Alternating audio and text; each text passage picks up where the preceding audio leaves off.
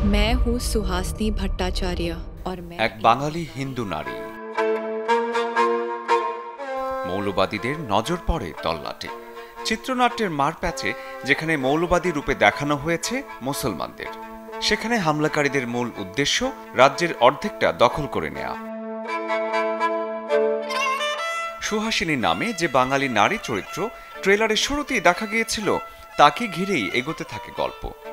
সময়ের সাথে সুহাসিনী জড়িয়ে পড়ে প্রেমের সম্পর্কে। অন্যদিকে নামে পাশের দেশ থেকে বিপদে পালিয়ে আসা মানুষের ঢল, যাদের সবার যাত্রা পশ্চিমবঙ্গের দিকে। ভারতের পশ্চিমবঙ্গের রাজনৈতিক ঘটনা প্রবাহ নিয়ে নির্মাণ করা হয়েছে cinema the diary of West Bengal. ছবির প্রচারে মুক্তি পেয়েছে 1 মিনিট 17 সেকেন্ডের ট্রেলার, যা নিয়ে এরই মধ্যে শুরু হয়েছে বিতর্ক।